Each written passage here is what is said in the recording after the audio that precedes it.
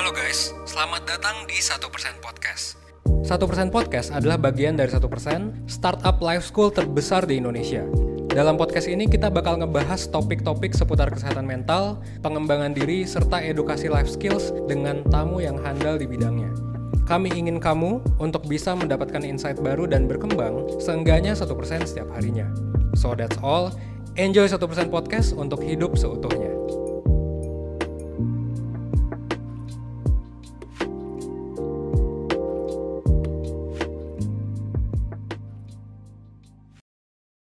Halo Perseners, kembali lagi di 1% Podcast dalam format video. 1% adalah media edukasi life skills yang ngajarin banyak hal-hal penting yang mungkin belum diajarin di sekolah. Dan 1% juga tergabung di SP Kolektif, sebuah ekosistem belajar untuk ngebantu lu mencapai hidup ideal atau terbaik versi lu. Nah, di 1% Podcast pada kali ini kita bakal bedah video lagi ya. Dan video yang gue ambil adalah video dengan judul "Kenapa sih orang miskin akan selalu miskin?" Ya, kita bakal mengkritik, kita bakal mengomentari, kita bakal berargumen tentang video kita sendiri. Kita langsung mulai aja, Van ya. Tapi di sini ditanya dulu. Iya. Langsung mulai. Enggak, soalnya tar dulu. Oh Nih.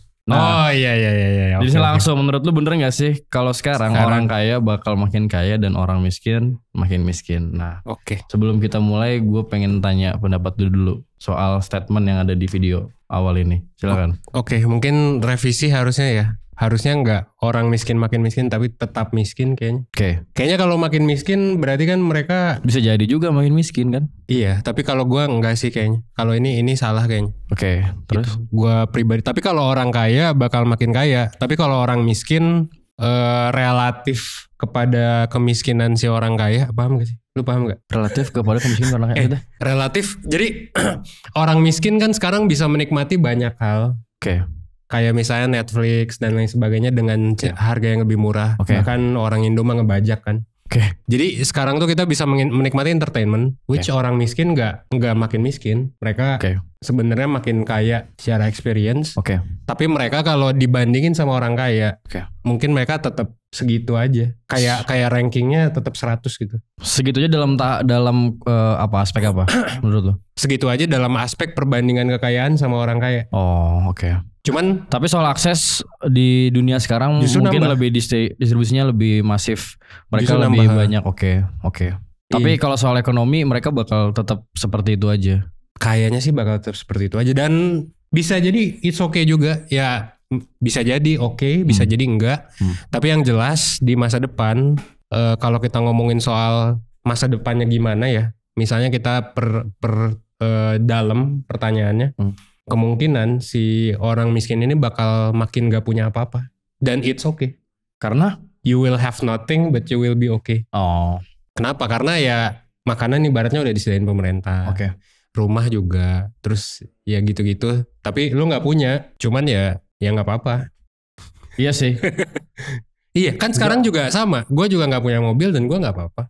Kalau dulu mungkin beda. Iya gak sih? Sekarang udah ada Gojek. Udah ada Grab.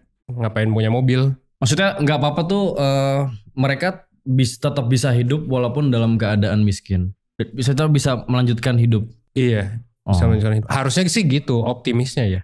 Bukan optimis. Idealnya. Realistisnya seperti itu. Kalau idealnya mah ya semua orang ideal punya sesuatu. Cuman kan nggak ideal. Pasti butuh energi gitu untuk orang punya sesuatu ya. Iya sih. Energi kan terbatas. Kita lanjut dulu deh ya. Cukup percaya sih ya, karena jadi kalau gue bisa bilang gue disclaimer ya, gue revisi mungkin pertanyaannya, dan mungkin gue akan gak setuju sama video ini gitu, karena ya namanya juga video, simple gitu kan, singkat. Kita kan hidup di dunia dengan sistem kapitalisme. Dia cukup percaya. Nah ini juga nih enggak nih. Ini gue heran kenapa yang soal mindset dimasukin sebenarnya. Gue rada malu aja kayak motivator gitu. Padahal sebenarnya lebih ekstrim dari mindset kan. Gak cuma mindset doang. Ntar bakal dibahas kok. Itu sih karena masalah kalau dia mau sesuatu itu gampang nyari aksesnya. Sedangkan yang miskin ini ya mereka lebih susah aja gitu secara akses. Banyak orang bilang di zaman sekarang hidup itu makin lama makin enak, makin nyaman, makin banyak teknologi, makin banyak inovasi. Tapi faktanya. Nah ini sih gue tuh betul. Apa? Lu setuju nggak? Gue setuju sih sama statement yang ini. Kalau gue sih dari dulu berpikiran kalau setiap zaman tuh pasti punya problem masing-masing gitu. Kadang gue heran sih kenapa lu selalu bilang sekarang tuh hidup makin enak. Kalau misalkan dibandingin sama yang masa lalu, apakah nggak lebih enak dari sekarang gitu? Kayaknya setiap zaman kayak punya masalah yang beda-beda gitu loh, Pan. Mungkin tahap enak yang dulu ya standar yang dulu gitu loh. Oh, tapi zaman gasnya beda gitu loh. Tapi zaman sekarang lebih enak kan? Maksudnya lu mau belajar tinggal ke internet. Bayangin zaman dulu lu harus baca buku. Ya kalau pakai kualitas yang sekarang mungkin kalau dibandingin sama yang dulu ya jelas dulu nggak enak. Cuman kan kalau kita hidup di zaman yang dulu mungkin ya kita ngomong kalau zaman sekarang juga makin enak. Iya, karena kan selalu berkembang dunia. Iya sih, benar sih. Tapi emang banyak riset juga kan yang bilang kalau percepatan bikin teknologi jadi semakin masif dan kita semakin dimudahkan banyak hal. Betul. Cuman gue gak tahu sih kalau gue berempati sama orang dulu, mungkin orang dulu juga bakal bilang kayak kita gitu loh. Sekarang mungkin ada teknologi apa, mesin cetak atau apa. Sekarang enak, sekarang udah bisa baca buku cetak dengan masif dan lain-lain gitu. Jadi kayak sama. Iya, justru bagus gak sih? Maksudnya gak menegasi argumen ini kan? Iya juga sih. Kayak intinya setiap zaman bakal makin enak, tapi problemnya baru mungkin. Oh iya, problem baru. Nah, kalau masalah orang prefer problem lama atau baru, jujur ya, kalau gua ngelihat, orang prefer problem baru kok. Paham gak? Enggak, coba jelasin lagi. Jadi gini, kalau orang kan selalu bilang, sekarang tuh zaman makin edan dan lain sebagainya. Tapi kalau lu disuruh balik ke 10.000 tahun lalu, orang nggak mau sih. Ya ada mungkin orang yang mau, tapi paling berapa persen sih? Ya orang masa nggak mau ada Gojek, Grab? Bayangin tiba-tiba hidup lu tiap hari harus masak gitu, atau lu harus naik kuda? Apa menurut tuh kualitas kepintaran orang dulu nggak secanggih sekarang gitu kan? Untuk melihat dunia. Jadi walaupun dulu terbatas, mereka masih merasa cukup gitu loh. Ini opini aja sih, nggak usah ngeliat fakta atau gimana. Oh.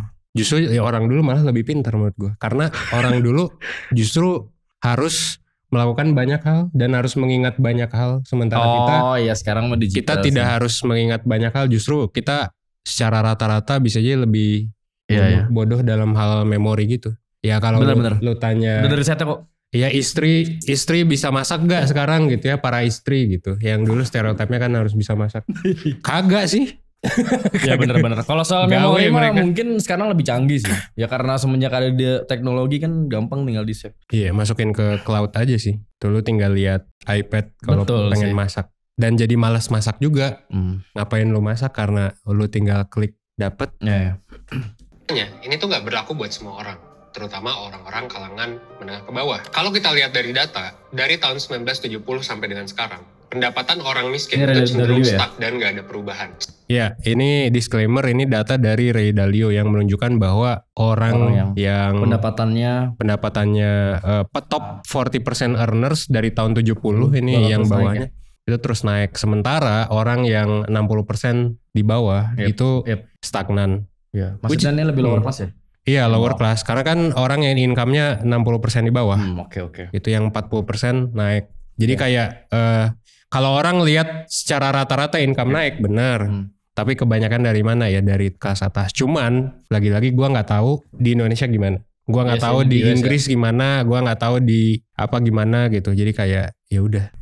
Tapi kalau menurut lu, nggak menurut lu sih. Lu ada cerita nggak soal temen lu atau mungkin lu kenal siapa yang memang relate dengan masalah ini gitu? Atau mungkin lu dulu kenal temen lu yang middle class atau lower class, terus lu ngeliat temen lu yang upper class sekarang dan sesuai dengan grafik ini gitu. Atau lu relate sama diri lu sendiri kah gitu? Lu bisa cerita mungkin? Iya sih, mungkin gue beruntung kayaknya ya. Gue yang top 40% earner sih bisa jadi. Cuman kalau ngelihat orang-orang yang temen-temen gue yang biasa-biasa aja, ya udah. Malah kebanyakan kayak di situ-situ aja sih. Cuman gue juga beruntung kayak gue kuliah di UI kan. Yang kemungkinan besar akan jadi top 40 atau bahkan top 10 earners. Indo kan. Gue nggak tahu datanya by the way. tapi kalau nggak salah lulusan univ favorit dan univ terbaik ya bakal nentuin gaji kan. Jadi gue asumsikan seperti itu. Oh, itu masih terjadi di sekarang? Gue pernah baca riset yang seperti itu. Dan emang kayak gitu sih kalau di Harvard gitu-gitu ya. Mungkin di Indo juga sama. Di Harvard mah ya sih. Gue sih mungkin agak bias karena gue bisa jadi top 10, top 20% persen earners. Iya. Itu karena di lingkungan gue sih jujur kalau anak-anak UI ya, kadang ada yang udah bikin bisnis apa, terus ada juga yang udah gawe sebagai konsultan, bahkan udah ada yang keluar negeri. Kayaknya yang hijau ini mungkin didominasi lebih banyak orang-orang yang punya bisnis kan pastinya. Bisa jadi. Kalau yang merah. Mungkin kita juga yang ada di dunia startup. Dan startup kan cuma 2%, 3%, gue nggak tahu. Kebanyakan kan UMKM 95%. Yeah. UMKM itu 95% bisnis di Indo. Iya. Dan sekarang kebanyakan anak muda juga yang high growth kan. Kayak kita sebut nama aja Eatlah. Sponsor kita juga Hejo Eatery. Itu kayaknya anak muda gak sih? Maksudnya gak yang tua gitu. Iya, masih 30-an. Iya. Tapi kelihatan Steven kalau gue lihat dari grafiknya mungkin kalau misalkan dilihat secara profesi gitu ya. Anggaplah ini middle class gitu. Di umur misalkan di sini mereka baru lahir. Kayaknya di umur 90, di umur 20-an start mereka mulai berbisnis dan lain-lain. Kalau ini dari dulu mah udah kaya kan dia. Naik terus, manuskripnya bagus. Iya. Mungkin kalau yang middle to low, gak tahu sih kecenderungan mungkin dari awal mereka lahir sampai mereka tua mungkin ya secara income bakal stuck mungkin karena kebanyakan kerja ya, berangkat jadi pegawai atau ya kayak gitu gak sih? Kalau dilihat dari grafiknya seperti itu sih. Iya secara sih. Income. Kerjaan yang naik tuh paling Kagak ya. ada kan kayak lu naik gaji sampai nggak tahu sih, gue nggak tahu Van ya. Ada nggak yang orang naik gaji sampai 50%? Ada, paling jadi CEO. Maksudnya kayak lu naik terus. Tapi sampai kapan lu bisa naik? Paling kerjaan sales nggak sih yang naik sesuai komisi? Iya benar. Itu pun dikit orang yang mau kerja di sales. Kan sales kerjaan dengan resign terbanyak. Iya, nggak tahu sih gue itu soal itu. Iya, kalau nggak salah sales sama CS tuh Resign terbanyak karena kan capek cuy. Tekanan sama capek juga. Oke, siap. Ya mungkin orang yang sales bisa jadi di top 40 gitu. Lanjut dulu. Sementara pendapatan orang kaya cenderung naik sampai dengan 3 kali lipat. Lo bisa lihat datanya sekarang yang hijau itu orang kaya, yang merah itu orang menengah ke bawah. Perkembangan teknologi dan inovasi di beberapa aspek itu cuma ilusi. Kalau berbicara soal kemiskinan, inovasi di beberapa aspek itu cuma ilusi. Perkembangan teknologi cuman ilusi, berarti lu ngerasa perkembangan teknologi nggak merata buat semua kelas sosial? Kadang di beberapa, bener nggak kayak gitu? Iya. Karena tapi harus ada kata yang gua highlight ya. Inovasi di beberapa aspek. Karena ada 1, 2 ya ada banyak sih. Oke. Mobil, motor kan. Oke. Motor sih itu merata, udah jelas semua orang pakai motor. Spotify itu merata, Netflix, Facebook of course merata. Tapi kayak misalnya kompor listrik deh, siapa yang pakai kompor listrik gitu? Iya. Ya dulu sih, maksudnya ya 3-4 tahun lalu lah. Ya jadi disclaimernya adalah beberapa aspek. Nah gua nggak tahu tapi beberapanya apa aja. Tapi TV yang gede misalnya, atau ya iPhone, Apple ini bukan M1 sih. Tapi kan M1 itu masih mahal sekarang. Orang nggak ngerasain pakai Apple products. Tapi gue ngerasanya dari argumen lu itu orang menengah ke bawah. Perkembangan teknologi dan inovasi di beberapa aspek itu cuma ilusi. Kalau gue sih nangkapnya soal ketimbangan justru bro. Bener, ketimbangan, tapi di beberapa aspek doang menurut gue. Nggak beberapa, mungkin banyak ya. Tapi yang jelas ada yang merata, ada yang tidak. Iya. Gitu. Udah jelas itu mah. Dan apakah pantas untuk merata atau tidak bisa diperdebatkan juga. Soalnya kan bisa jadi ya orang yang dapat duit, orang yang pintar. Mungkin gini nggak? Coba gitu. Gue bumikan lagi ya. Iya. Gue mau ngasih salah satu contoh. Misalkan anggaplah Gojek gitu ya. Gojek kan merupakan sebuah inovasi teknologi. Apakah sekarang Gojek bisa rata digunakan semua orang? Tidak. Gitu kan maksudnya gitu kan? Tidak. Jadi yang dimaksud ilusi gitu kan? Betul. Oke. Iya, dan apakah Gojek menyejahterakan atau tidak? Iya sih. Iya kan? Cuman menyejahterakan siapa? Ntar dulu. Iya, menyejahterakan siapa dulu? Konsumen, jelas. Iya, kalau jelas lah konsumen. Kalau mitra kan ada banyak risetnya, banyak ketimpangan di ini. Kalau mitra emang banyak ketimpangan, tapi lagi-lagi itu menghasilkan banyak pekerjaan. Iya sih. Gitu. Karena kan yang bikin jelek di mitra tuh, ini gue jadi debat Gojek lagi. Cuman anggap aja gini lah ya, mitra itu ada cons-nya kan. Cons-nya udah jelas gajinya kecil. Tapi banyak juga orang yang udah gawe, gajinya gede, nge-grab juga. Iya. Itu kayak Jadi wajar kalau gajinya kecil karena supply-nya juga banyak. Iya bener. Banyak dan Supply-nya akhirnya banyak banget. terjadi ketimpangan juga karena orang yang teredukasi layanannya servisnya lebih bagus. Lebih dapat banyak bintang 5. Dia juga yang top income. Iya. Bener sih. Cuman kalau gue highlight tadi soal supply-nya terlalu banyak sih. Supply-nya juga terlalu banyak memang. Iya. Dan kalau misalnya Gojek mau diskriminasi, oh lu udah kaya nggak boleh kesini, kayak boleh nggak sih? Coba lu menurut lu boleh nggak? Kayak gitu kayak orang kalau udah gajinya 10 juta nggak boleh jadi driver Gojek. Padahal ternyata dia punya pinjol 500 juta. Ya kayak gitu-gitu sih, kayak susah gitu. Kecuali ada AI ya. tapi ngapain orang punya gaji 10 juta? Pinjol, bisa aja pinjol kan. Nggak, misalkan tanpa ada embel-embel orang tua sakit kayak gitu-gitu ya. Generasi sandwich gitu. Iya, generasi sandwich. Tanpa ada embel-embel itu misalnya. Iya. Hobi juga ada jujur. Iya sih ada. Kalau gue tanya bapak-bapak tuh ada yang bilang, ya saya iseng aja mas gitu daripada di rumah kan kayak gitu. Jadi dia punya passive income. Cuman si Gojeknya ini sebagai active income gitu. Betul. Grabnya. Dan apakah itu harus dilarang demi menyejahterakan orang-orang sorry to say quote on quote miskin dan mengutamakan Gojek sebagai pekerjaan? Iya. Itu kan dilematis. Oke. Yeah. Mungkin SJW akan bilang ini sih, ya harus seperti itu. Cuman kalau gue sih, gue nggak setuju ya. Tapi maksudnya bukan gue pro ke jangan dibatasi. Cuman kayak kompleks gitu. Kompleks sih bener. Kalau berbicara soal kemiskinan, kita kan nggak cuma ngomongin soal wah ini orang malas makanya miskin, atau orangnya kurang kerja keras, atau orangnya kurang sukses dan lain sebagainya. Berbagai macam alasan lah, entah dari internal maupun eksternal. Tapi faktor kompleks, ya kan? Ya kompleks itu maksudnya struktural kan? Di sini. Struktural. Jadi orang miskin bukan hanya karena dia malas, meskipun ada juga. Tapi bukan hanya karena dia malas. Malasnya juga kan karena struktural lah bro, bukan karena bawaan. Kalau menurut gue. Ya itu gua nggak tahu. sebagai mungkin researcher, salah satu researcher di dunia psikologi, gua nggak tahu males itu struktural atau enggak. Enggak, maksudnya kalau dalam tahap keluarga mungkin dong kalau misalnya lu dalam lingkungan yang memang pasif atau malas, mungkin nggak juga berpengaruh terhadap diri lo. Itu kan struktural juga kayak gitu sebenarnya. Bisa jadi. Cuman gua kagak tahu risetnya, takut salah cuy. Takut salah. Ya tapi diopinikan aja lah.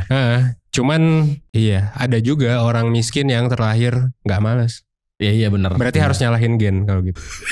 Nyalahin Allah dong. Nyalahin Tuhan ngasih gen ke kita kayak gimana? Iya, kompleks. Dan apakah gen bisa diubah atau enggak gitu? Kayak kalau misalnya orang terakhir malas, bisa nggak sih dia jadi pinter gitu. Dan jadi termotivasi. Iya. Next dulu deh. Kita bikin orang entah kaya atau miskin. Dan ada satu hal yang menurut gua nggak boleh dilewatkan, yaitu adalah sejarah. Ini menarik nih. Ada apa dengan sejarah? Apakah kalau gua punya sejarah jadi orang miskin? Bener, kita selalu bahas soal sejarah, penting sejarah atau genealogi istilahnya kalau di filsafat tuh. Jadi melihat asal usul dari kita sendiri sih. Yeah. Bahkan gak cuman individu, mungkin ngelihat problem masalah tuh karena apa gitu. Ya itu sih. Maka gue akan selalu miskin? Jawabannya adalah bisa jadi iya. Oke, selamat datang di series Psychology of Finance, series terbaru dari 1% yang akan ngajak lo untuk menelusuri sisi psikologis dari keuangan. Suatu hal yang lekat banget di hidup kita gitu ya, yang bisa bikin kita stres sampai dengan bahagia. Soundnya bagus juga. Stay tune dan ikuti terus seriesnya sampai akhir. Pantes ya bikinnya.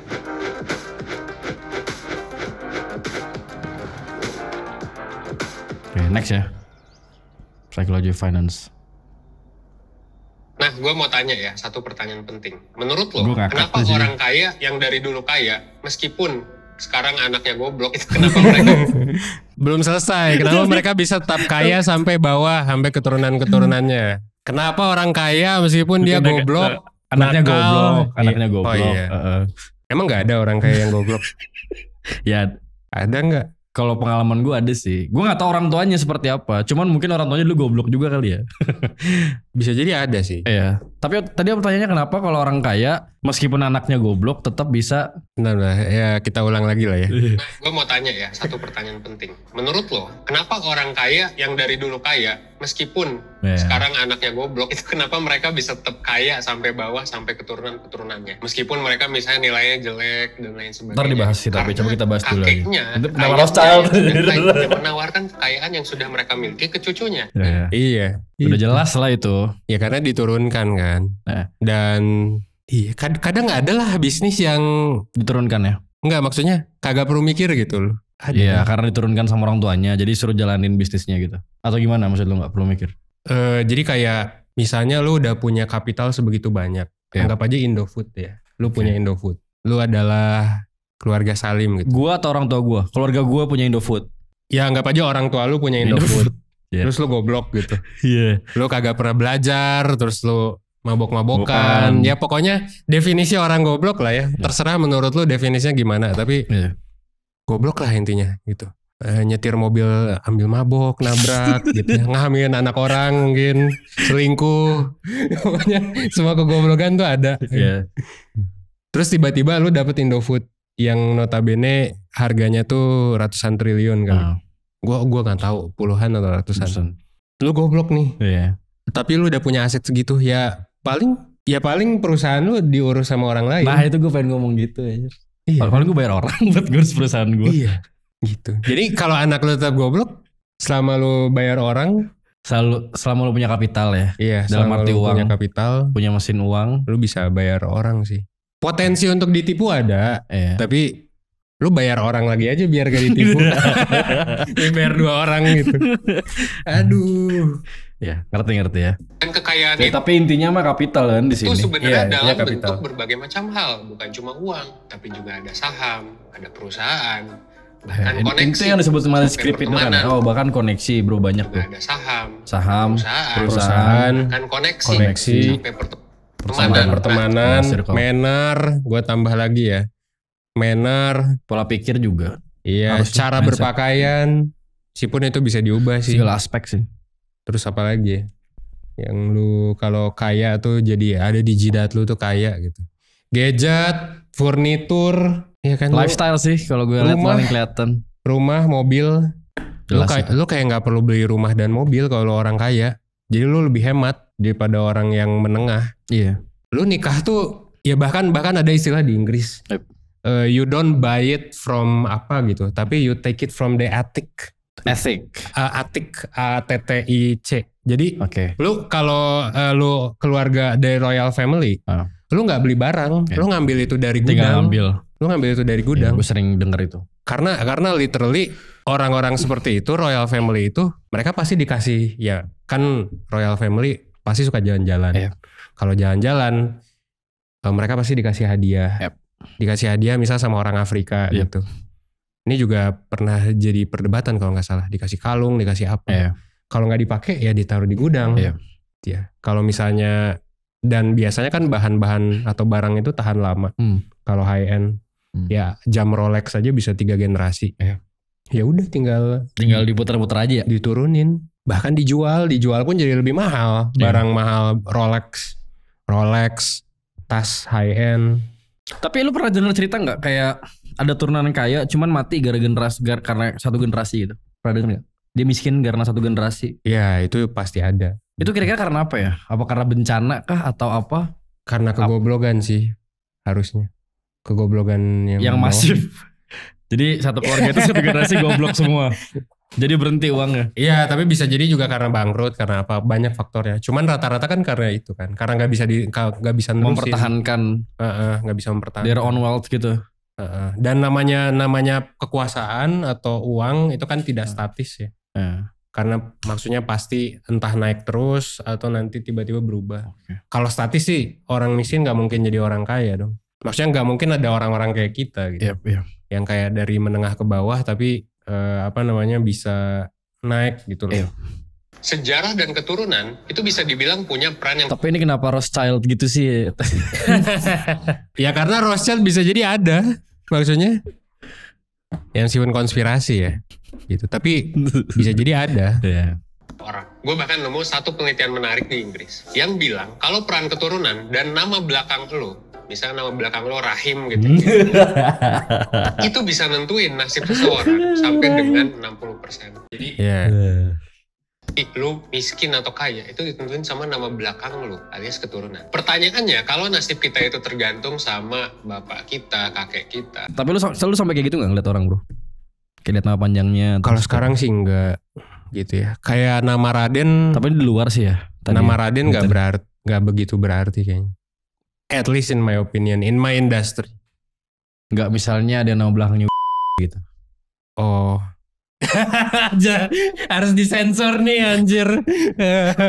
Harus disensor nih. Iya maksudnya kalau ada nama belakangnya yang memang keturunan orang kaya kan pasti ngaruh kan. Kayak gitu. Atau tergantung sama.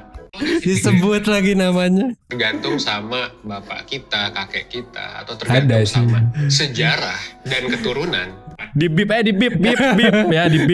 Jangan dini. Nah, akhirnya kita gak akan bisa jadi kaya dong. Gak akan pernah dong bisa jadi masyarakat elit. Well, bisa dibilang betul, hampir betul gitu ya. Dan sudah terjadi berulang kali seperti itu. Ya, karena untuk jadi masyarakat elit kan tadi bukan hanya butuh uang. Even kalau lu jadi high income sekalipun, tiba-tiba income lu 1 miliar per bulan. Kalau misalnya lu nggak cocok hidup di orang-orang kaya, ya lu nggak akan pernah cocok. You can have money but you cannot buy class. Iya benar. Ya sama kayak yang sering kita bahas lah, Tommy Shelby kan.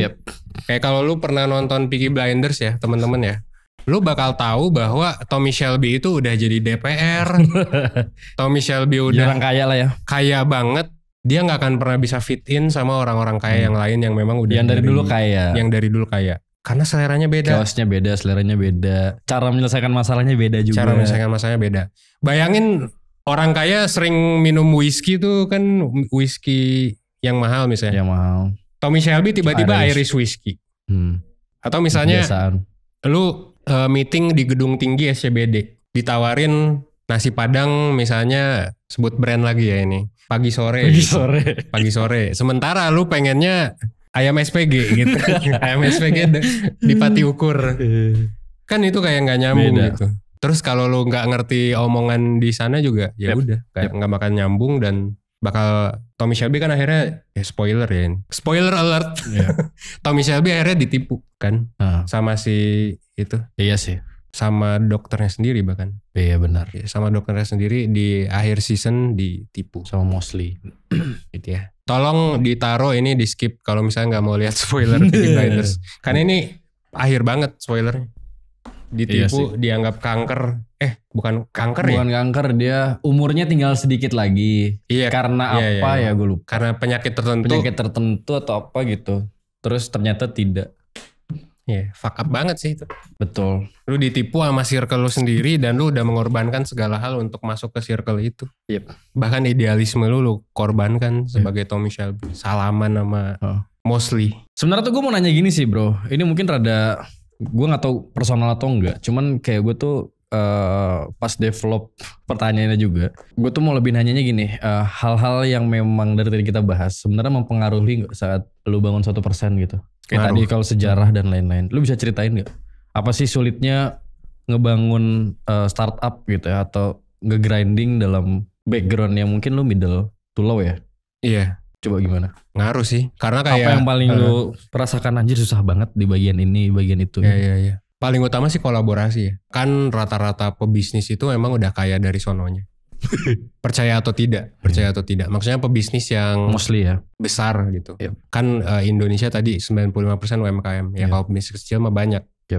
Yang dari kalangan menengah ke bawah. Kalau yang besar tuh dikit.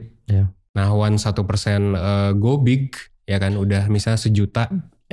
Mau masuk ke circle tertentu juga ya susah. Tapi kalau lu lihat bisnis-bisnis orang-orang yang kaya dari sononya, coba lihat hal pertama yang mereka lakuin. Pasti mereka akan kolaborasi dengan teman-temannya yang punya bisnis juga. Gak tau, lu setuju gak dengan itu? Setuju. Kayak biasanya hal yang pertama mereka lakukan adalah kolaborasi sosial kapital juga ya. Kolaborasi apa yang bisa gue lakuin sama teman gue yang ini. Makanya dulu bahkan YouTuber aja ada circle-nya. Lu inget gak? Eclipse. Cuman gue gak tahu namanya. Eclipse kalau gak salah. Itu kan circle-circle YouTube ini juga. Even 1% juga gak ada di YouTube Rewind ya. Mungkin karena kita kreator perusahaan sih. Kayaknya mungkin yang sangat mempengaruhi kalau gue lihat soal ini ya bro ya. Mental lu atau mental sebagian orang middle class yang bikin bisnis terhadap investasi di bisnis gitu. Let's say lu punya duit berapa, lu pengen puter di apa. Itu juga. Itu mikirnya lebih jauh ini gak sih? Anjir kalau rugi gimana, kalau habis gimana. Betul. Mungkin kalau orang kaya mah bodo amat lah. Iya, betul. Sekian juta doang gitu. Dan berharapnya bahkan instan kadang-kadang yang menengah ke bawah itu. Jadi gua nge-spend sekian, bulan depan harus balik sekian. Itu gak make sense. Dan gak mau rugi. Gak mau rugi bener. Gitu. Padahal untuk sukses ya harus ada resiko. Makanya agak lama juga. Dan 1% kebetulan. Makanya kita sangat mendukung ekosistem kayak YouTube. Karena YouTube bisa mendemokratisasi sih konten creating kan. Itu even bahkan yang belum apa-apa dulu. Yang privilege uangnya mungkin biasa aja. Tapi pinter. Gue gak tahu sih Jerome Pauline biasa aja atau enggak ya. Tapi kayaknya humble background sih. Maksudnya ya udah middle gitu. Meskipun kakaknya juga kuliah di ITB. Kayaknya enggak sih kalau dia. Enggak ya? Enggak sih. Gue sih ngelihatnya lumayan middle sih ya. Dibandingkan Maudy Ayunda gitu. Dan konco-konco lainnya. Konco-konco lainnya yang masuk. Ya meskipun ada privilege ganteng juga gitu kan. Iya sih ada privilege ganteng lagi. Kalau gak kaya ganteng. Ya, nanti gue ada pertanyaan menarik lagi sih, cuman kita next dulu aja. Betul, hampir betul gitu ya. Dan sudah terjadi berulang kali seperti itu. Karena gini, balik lagi, orang kaya tidak hanya mewariskan uang atau koneksi gitu ya. Banyak banget yang diwariskan. Rumah dan lain sebagainya. Rumah, furnitur. Mewariskan salah satu mindset, salah satu aspek psikologi yang cenderung gak akan dimiliki oleh orang-orang kelas mindset juga. Dan ini gak dipelajari di sekolah juga. Apa itu? Tar lu. Oh ya, ini manuskrip. Itu adalah money. Lu ngerasa gak kalau orang yang upper class itu mewariskannya dalam keadaan sadar, cuman middle class tuh gak sadar. Contoh dari pendidikan atau segala aspek gitu. Lu ngerasa gak? Betul, karena orang middle class boro-boro mikirin ngewarisin ke anak, mikirnya gimana gue bisa kaya, pasti kan. Orang tuanya pasti mikirnya gitu. Kalau orang tua yang upper class pasti mikirnya, oh gimana gue bisa bikin ini sustain dengan mewariskan ini ke anak gue. Gitu. Tapi maksud gue lebih ke arah negatifnya sih bro. Let's say tadi kegoblokan. Soal kegoblokan deh gitu. Menurut lo upper class sadar gak kalau misalkan mereka mewariskan kegoblokan pun mereka sadar gitu. Kalau orang yang cenderung middle tuh lo mereka gak sadar kalau mewariskan hal-hal kegoblokan gitu. Menurut lo gimana? Wah gue gak tahu kalau itu. Soalnya banyak juga, sorry to say ya, orang anak-anak middle up yang up. Iya middle up yang songong gitu kan. Itu juga ada. Cuman gue gak tahu kalau sadar atau enggak. Kan gue kagak lahir di sana ya. Tapi kayaknya itu gak sadar juga sih. Oke. Dan rata-rata kalau yang songong juga kan nggak ya ada sih yang bisnisnya gede tapi lebih bertahan yang baik gitu. Iya sih. Maksudnya yang fair lah. Yang songong tuh kadang-kadang stuck juga di fase tertentu. Kayak ya udah gitu di sana-sana aja. Kenapa? Karena dia songong, nggak bisa kolaborasi juga jadinya. Maksud gue tuh lebih ke ini sih. Kayak misalnya gue orang tua, gue ngeliat anak gue nih goblok gitu loh. Iya. Gue sadar dia goblok gitu loh. Itu kalau gue upper class. Tapi kalau dari mid to low, gue gak sadar anak gue goblok gitu. Mungkin ya seperti itu. Jadi kegoblokannya tuh gak disadari kalau middle to low kalau gue ngerasa.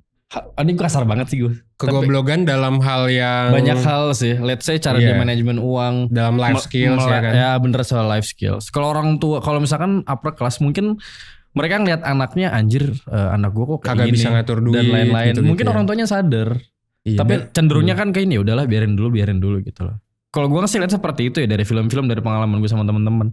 Cuman mungkin yang middle to low ya mereka nggak sadar kalau memang itu udah bobrok gitu. Iya, dan akhirnya disekolahin juga atau bahkan sadar tapi nggak bisa manage ya karena emang life skills parentingnya nggak punya. Tapi ya emang kayaknya bisa jadi cenderung gitu.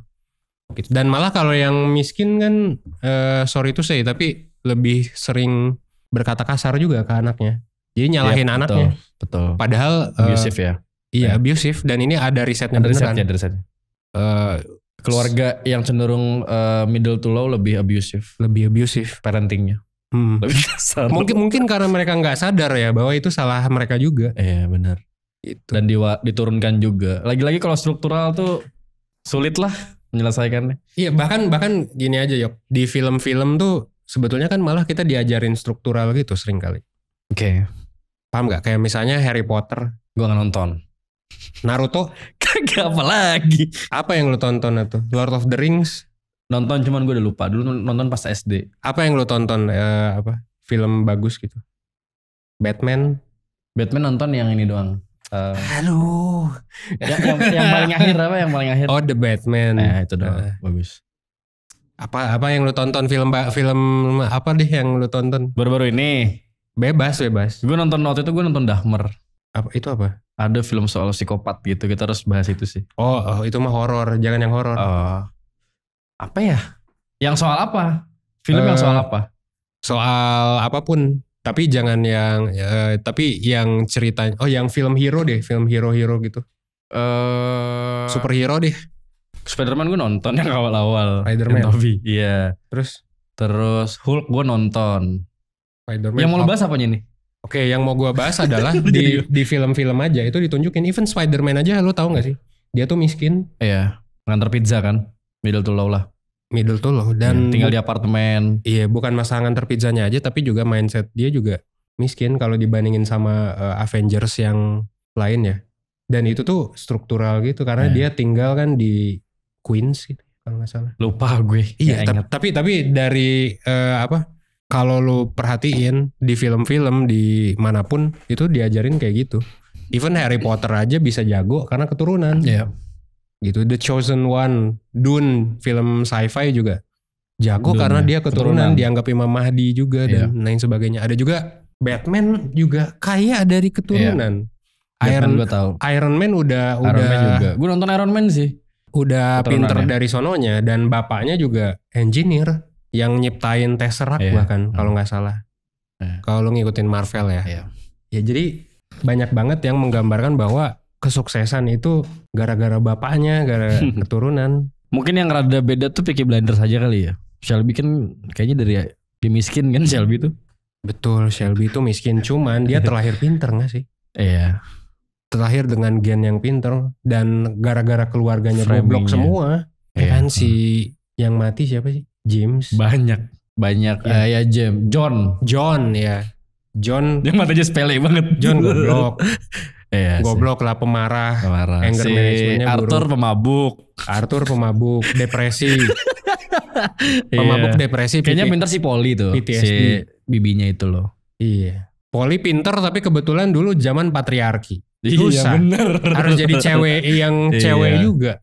Meskipun dia bisa jadi strategis ya. Iya bisa strategikal juga. Tapi pada akhirnya yang gerak harus cowok zaman itu kan. Untung zaman sekarang mungkin lebih equal antara cowok sama cewek. Kalau si Vito tuh emang kaya juga ya? Siapa? Vito. Godfather. Oh Godfather. Vito. Godfather kan di 1, 2, 3 diceritain. Gue belum nonton 2, 3. 1 juga baru setengah tuh kayak. Tapi tetap aja dia blessed with good intelligence gitu. Iya benar. Blessed with kebijaksanaan juga. Kelihatan sih dari keluarganya juga kan. Kayak kelihatan keluarga rapi kaya gitu. Tapi ketika ke bawah ya kan si ada yang pemarah juga. Apa sih yang pemarah yang mati? Lupa gue gak tau namanya bro. Iya. Lupa banget gue. Tapi ya ada juga yang di bless dengan kepintaran kan. Yang akhirnya jadi Godfather juga sih. Iya. Anaknya itu yang. Aduh gue lupa lagi siapa. Sama gue juga lupa. Vito tuh. Yang kedua itu kan dia jadi yang megang ininya kan gengnya. Mafianya. Iya. Cuman dia tuh kan awalnya kayak. Dia gak tadinya dia gak mau terlibat. Cuman karena kayak ada panggilan dan lain-lain. Iya. Pada akhirnya orang kaya juga gitu kayaknya. Kalau anaknya goblok lama-lama juga akan turun juga. Iya bener. Di bisnisnya. Mau itu bisnis kotor atau baik. Jadi kayak bener-bener ngomongin background gitu. Ya pasti ada lah. Tapi ya cerita-cerita outliers yang bapaknya misalnya miskin, ibunya miskin. Iya bener. Cuman unlikely banget sih. Kayak.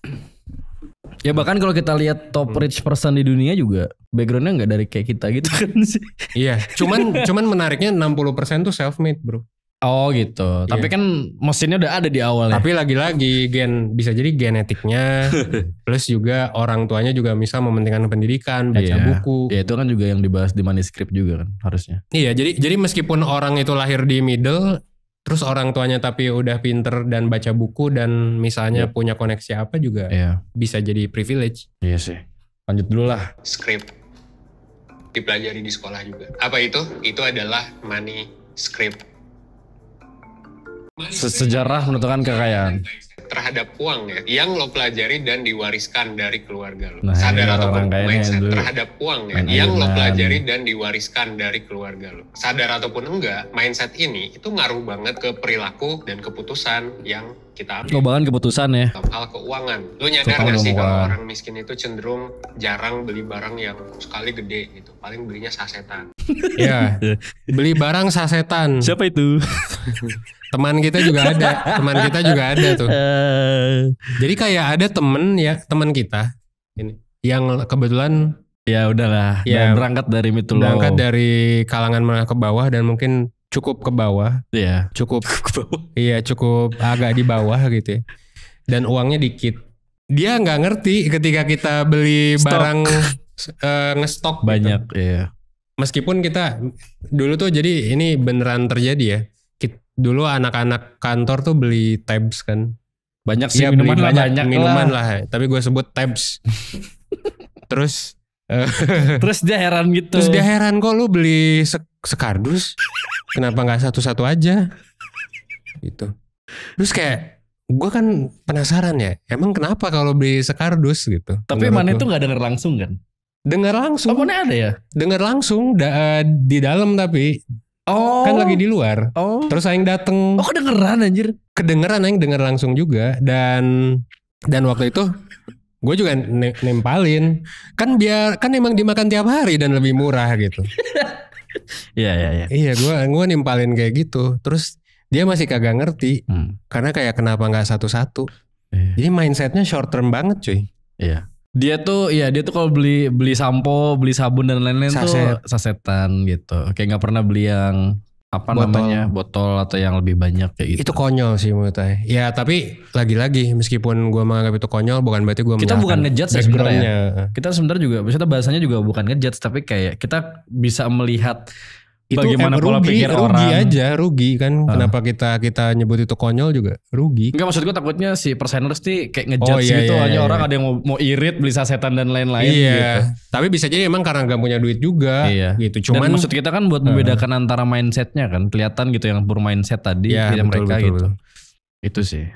Iya, cuman ini tuh orang kan, teman kita itu dia udah punya duit sebetulnya. Ada, dia bisa beli botolan, beli kardusan, lusinan tuh bisa. Renceng. Cuman kagak beli dan akhirnya jadi rugi kan.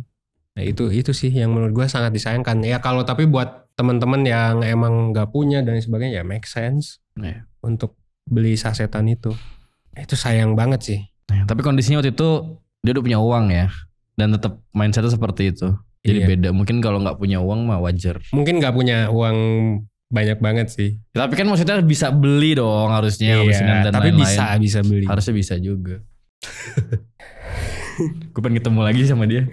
Bedanya apa? Udah kerja sih sekarang. Udah kerja di tempat lain yang lebih oke. Oh, berarti udah beli kardusan sekarang. Bisa jadi udah kardusan. Kalau belum gimana bro? Berarti. Kalau belum, wah gue nggak tahu.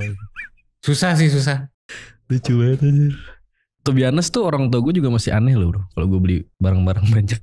Oh iya? Gue tuh beli apa waktu itu ya, gue lupa. Oh beli baju tuh gue sampai 1 juta. Cuman isinya tuh banyak gitu. Ada berapa lembar, 12 gitu. Iya. Ngapain beli baju banyak? Ini kan lebih murah. Soalnya kalau dihitung satunya bisa cuma 60.000. Iya kayak bundling gitu kan. Iya kadang-kadang juga, ini gue nyebut brand lagi nih. Kadang-kadang kan kalau lu beli di Indomaret, Alfamart tuh ya sabun-sabunnya mungkin gak ada The Body Shop atau brand-brand di mall lah. Dan orang beli ya Lifebuoy kayak gitu-gitu. Gue sebut brand. Nah pas ke Body Shop kan gue member ya. Dan gue cukup sering beli di sana. Body Shop gitu. Gue gak di endorse by the way ini. Kenapa gak Scarlett? Beda market kayaknya. Kalau Scarlett beda. Tapi gue The Body Shop kan. Gue beli banyak lah di sana gitu. Nah sampai akhirnya dapat diskon. Pas gue hitung-hitung harganya lebih murah dari Lifebuoy. Dapat diskon. Kalau banyak. Iya kalau banyak. Dan dia kan nawarin kadang-kadang upsellnya. Walaupun nominalnya gede tapi. Gak ragu-ragu ya. Kayak misalnya upsellnya tuh promosinya emang bangsat. Misalnya abis beli ini, oh gak mau sama ini kak gitu. 100.000. Gak mau sama ini lagi kak. Jago. Nanti dapat diskon. Iya kayak gitu-gitu. Cuman kalau gue pikir-pikir sebagai middle class, gue hitung-hitung lebih murah di sana daripada ini. Dengan kualitas yang mungkin lebih mantep. Iya kan?